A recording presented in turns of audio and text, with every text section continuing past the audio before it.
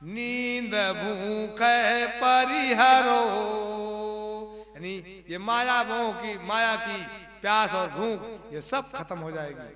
इस लोक में ही आपका कदम नहीं पड़ेगा, इस जगत में ही आपको फिर कदम रखने की जरूरत नहीं है। भाइयों गति मीन की जो जल बिन कल ना परो। मछली का पानी का जीव है, लेकिन उसके बगैर कल नहीं पड़ती उसको, पानी में रहना है उसको। भाइयों गति मीन की जो जल बिन कल ना परो। नैन भरी भरी आस चलाई, सुमति ढिगते ना टरो। ये वियोग की दशा है। पानी से मछली अलग होती है तो पानी में उसको जो आनंद है वो बाहर नहीं है, वो छटपटाने लगती है। पानी से प्रीत के कारण वो उससे एक मिनट भी अलग नहीं रह सकती है, और जब वो अलग हो जाती है तो उसके अंदर वैसा दुख होता है उससे दोबारा पानी पाने के। ऐसे ही हमारे जीव को, राम को मिलने का, राम भी उसी में है, उसका आधा हिस्सा जीव है, आधा हिस्सा राम है। प्रेम आए नेम भागा, नींद भूख परिहरो।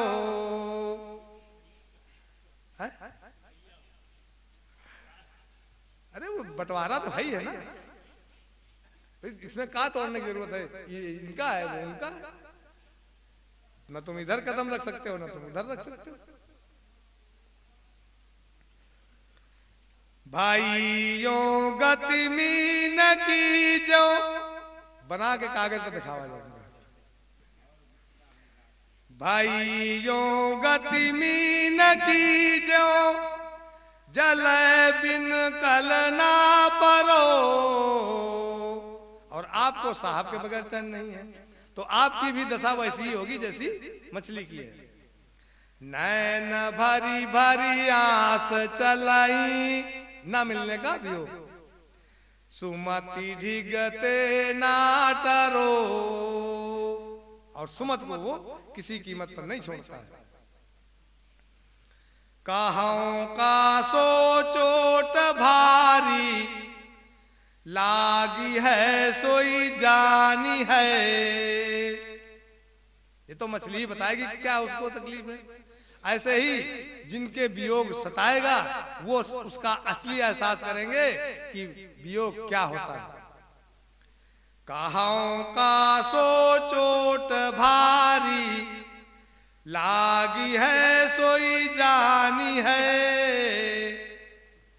कोई भजय मीता दास बिरला, भाग्य पूरे ठानी है।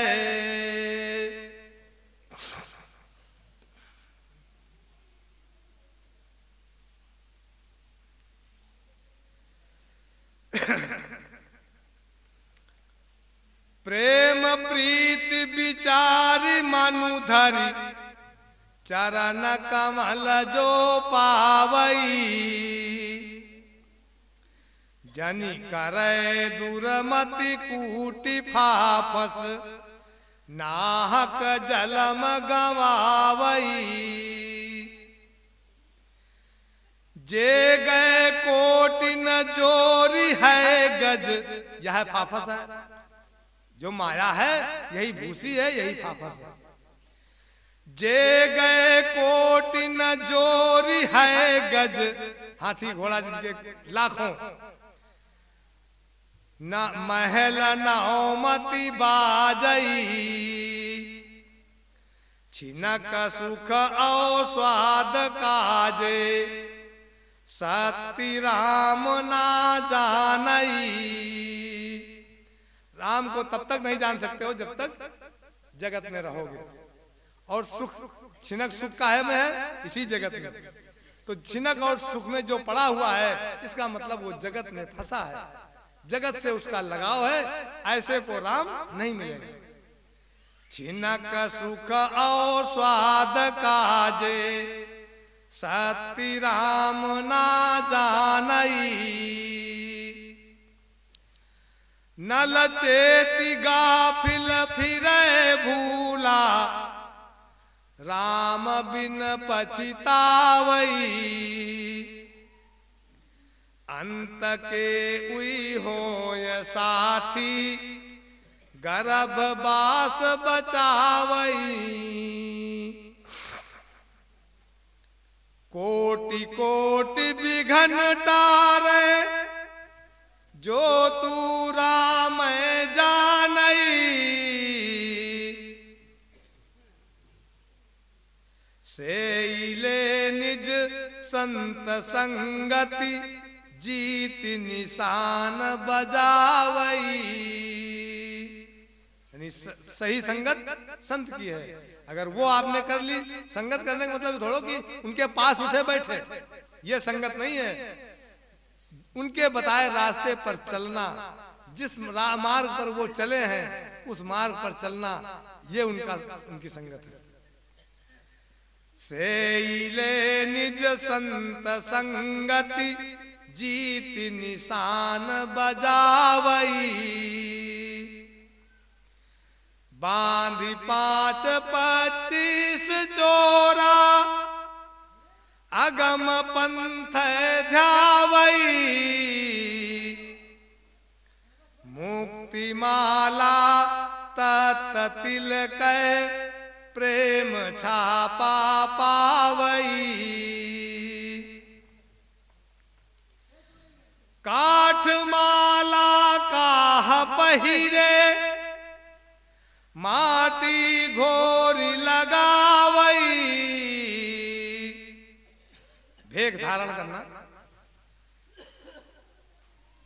जगत मां सब कहें भगता, झूठे भगत कहावई। संत होए के चले ठगिया, ये सब संत ही कहे जाते हैं। जितना भेखी है, ठग है, गुरुवाई कर रहा है, एक से एक पंथ चल रहे, वहां उनको संत के ही तौर पर स्थापित किया जाता है। संत होए के चले ठगिया, मन बिखयन का धावई। राम के ते आए चोरा, गर्भ बांधी डरावई।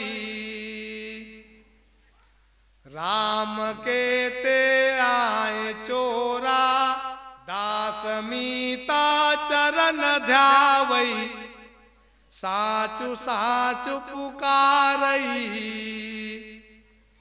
नरकते जाय झूठे, जो न राम पावई। इस जगह थोड़ी जगह रखना, वो द्विवेदी जा रहे हैं। तो 2-4 लोग हो सकते हैं उनके, कम से कम 2-4 लोग तो हो ही करेंगे साथ में। हाँ चलो फिर यहाँ बैठ जाएंगे। तुम रास्ता में काहे बैठ गए?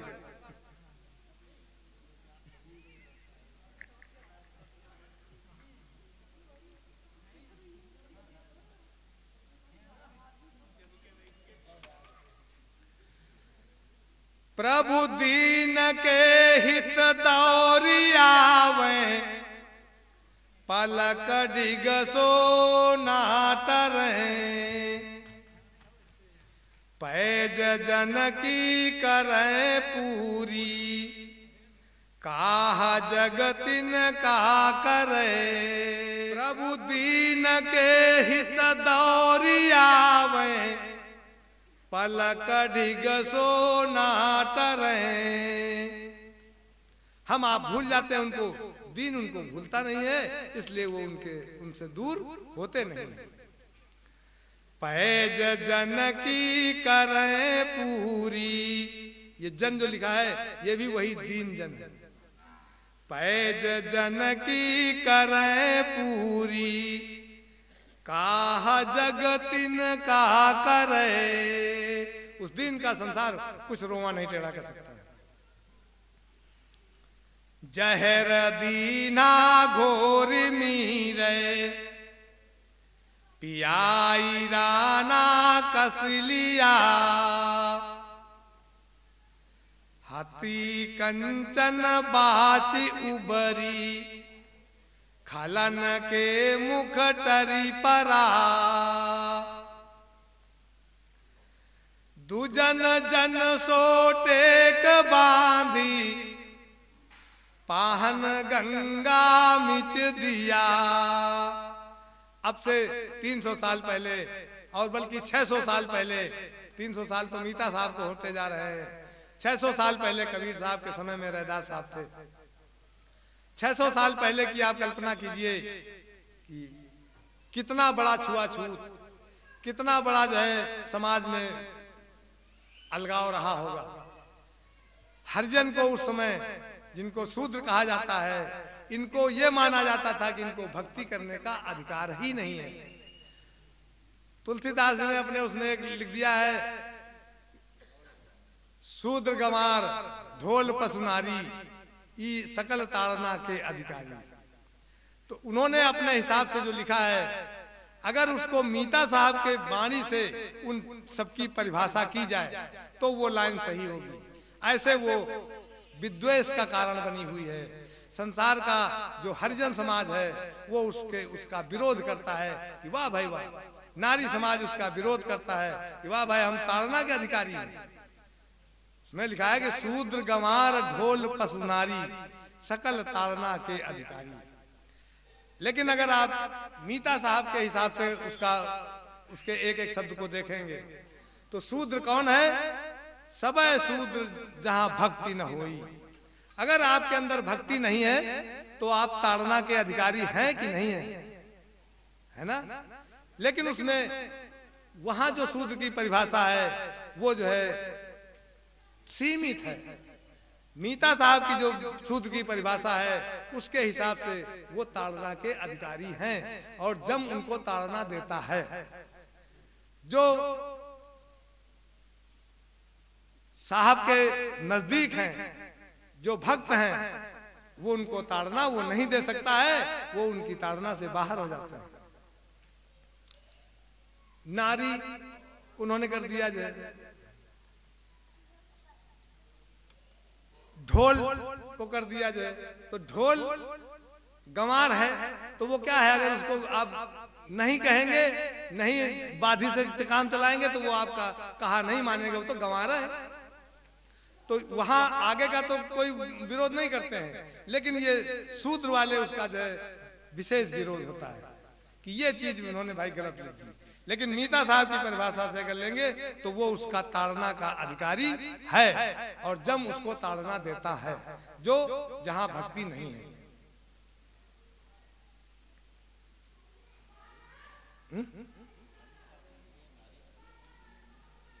उन्होंने बिना अकल वाले को लिया है।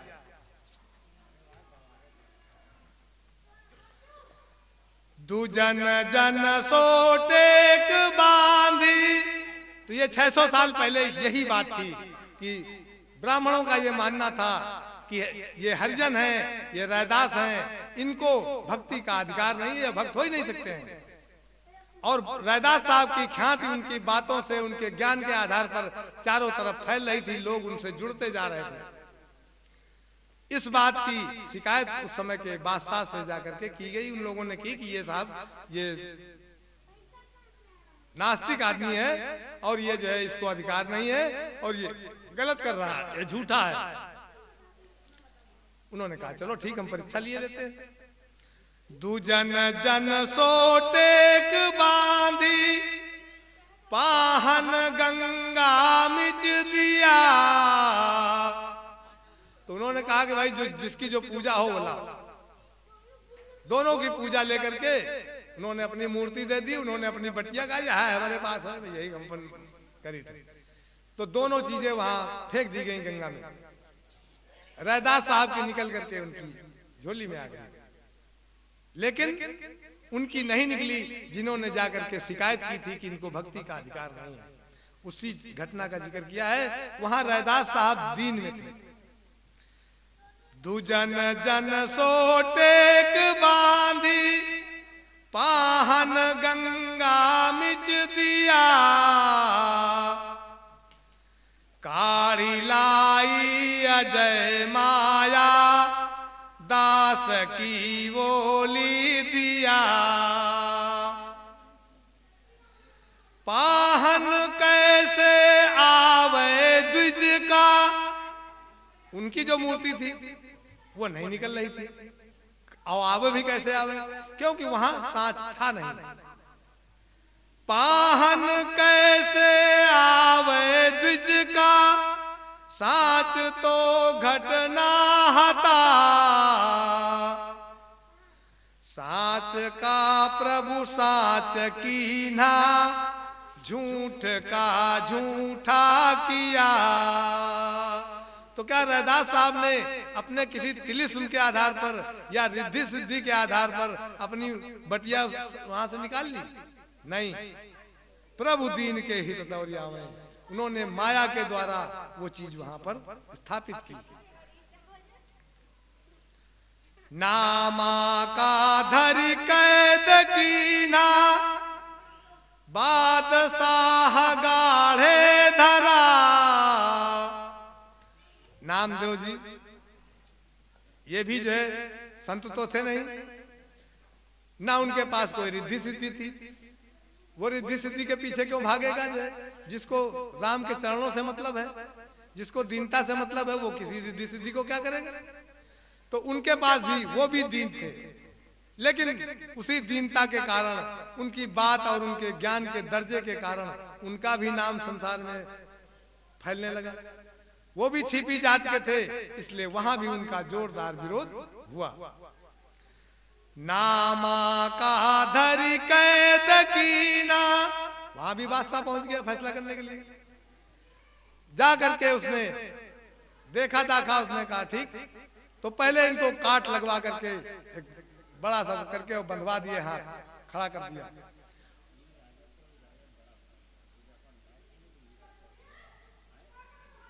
लेकिन उसने सत्यता तो परखी ना। अगर गाढ़ न पड़ता तो क्या जरूरत रहा? अगर ऐसे बात करके पूछ के चला होता तो क्या जरूरत थी? ये आज नामा साहब का के लिए ये मीता साहब को लिखने की जरूरत पड़ती? फिर जब इतनी बड़ी घटना ना होती, उसका जगत प्रमाण ना होता, हजारों लाखों लोगों ने उस बात को देखा और वो सत्य घटना चर्चित हुई और उससे उनको नाम हुआ। उनका जो है नाम संसार में फैल गया। उसके बाद उसने उनकी गृहस्थी देखी, तो वहां एक गाय और एक बछिया, तो उसने दोनों को काट दिया और कहा कि अगर सच्चे हैं तो ये जिंदा हो जाए, और अगर जिंदा नहीं होंगी तो झूठे हैं तो फिर इनकी गर्दन उड़ा दी जाएगी। अब इतनी बड़ी व्याधि आई है, लेकिन उड़ाने से पहले तो उसको रोक दिया जाएगा ना। उसके उड़ाने का जो कारण है वो तो खत्म कर दिया मालिक ने। वो बछिया भी उठ के खड़ी हो गई और वो गैया भी उठ के खड़ी हो गई। उसने दूध पीना शुरू कर दिया और उसने दूध पिलाना शुरू कर दिया। ये देख करके सारे के सारे जितने भी उनके विरोधी थे, उनकी भी जबान बंद हो गई। उन्होंने भी मान लिया कि नहीं भाई ये सत्य है। ऐसी बड़ी घटना घट गई, अब इससे ज्यादा और क्या हो सकता है? अगर ये सच्चे न होते तो ये कैसे जी जाती? ये सारा कार्य उन्होंने रिद्धि सिद्धि से नहीं किया कि गैया जिंदा कर दी और बछिया जिंदा कर दी। दीन होने के कारण मालिक ने ये व्यवस्था की। ये माया के जरिए वो चीज वहां पर उन्होंने दर्शाई।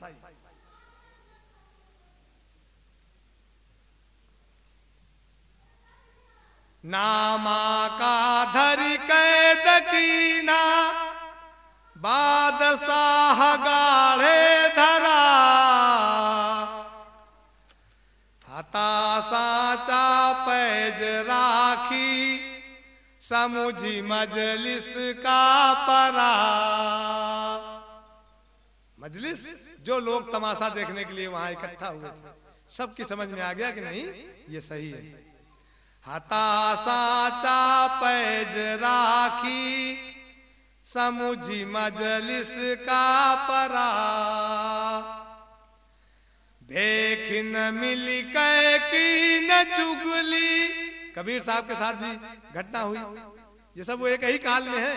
कबीर साहब के ही समय में रैदास साहब भी थे। कबीर साहब के ही समय में वो वही बादशाह सब जगह जा जा करके अपना काम करता था। भेख न मिली कै की न चुगली। अब ये भेख का क्या करते थे कबीर साहब? ये भेख की धज्जी उड़ाते थे। भेख को ये नकारा साबित करते थे। भेख को हरि मार्ग में बाधक बताते थे और समाज में सब भेख ही भरा था। तो भेखी जो है सब इनसे रुष्ट था कि ये तो हमारा धंधा ही खा जाएंगे। उन्होंने जाकर के कहा कि ये हमारा जो गलत विरोध करते हैं, हमारा अपमान करते हैं, हमारी निंदा करते हैं और ये इस लायक नहीं है, ये तो जुलाहा है, इनको तो इसका कुछ पता ही नहीं है, न ये स्कूल गए, न पढ़े हैं, न लिखे हैं, तो ये बरगला रहे हैं लोगों को और ये अपराध है, इनको इसकी दंड दिया जाए। हाजिर हो गया उसको क्या? देख न मिली कै की न चुगली कबीर का गोगा किया।